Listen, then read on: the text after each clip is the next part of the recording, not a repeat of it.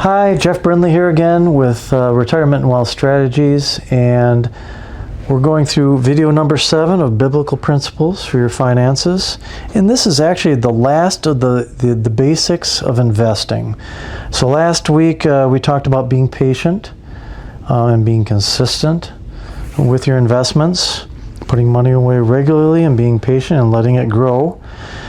This week we're talking about being accountable. And I think some people have a difficult time with this one because somebody might be looking over your shoulder a little bit, but that's on purpose.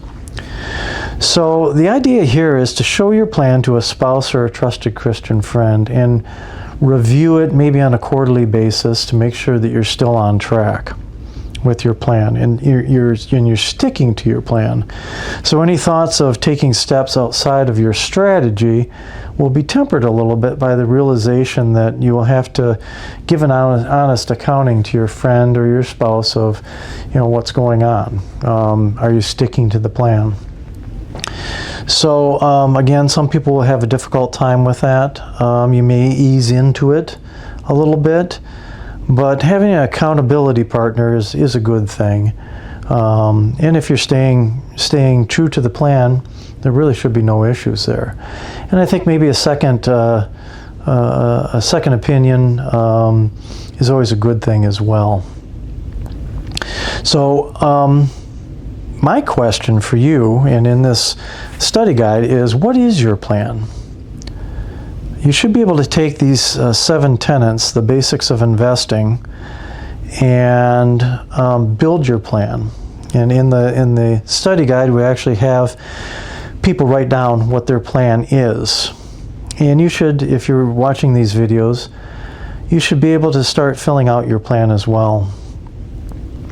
So using the 7 basics of investing, and I'll just touch on those again: be humble, be conscientious, be prepared, be content, be diversified, be patient, and be accountable.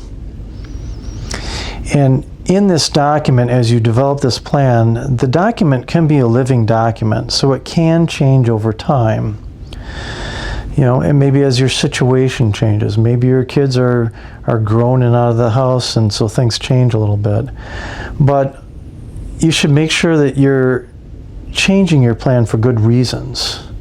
If you change your plan, make sure you're changing the plan for good reasons.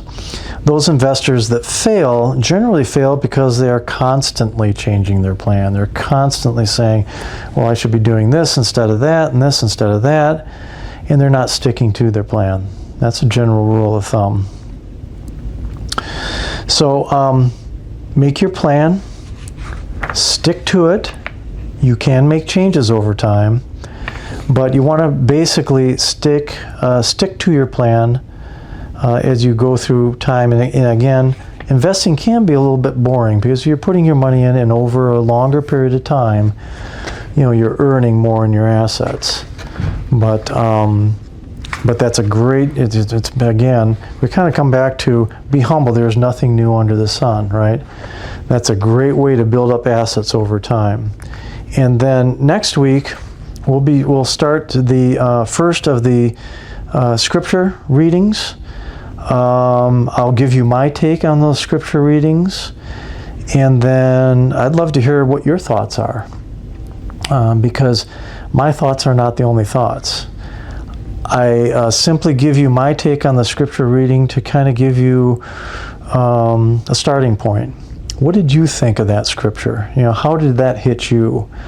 That's what we're going to be getting more into in the coming weeks. So again, my name is Jeff Brindley from Retirement and Wealth Strategies. Until next week, God bless.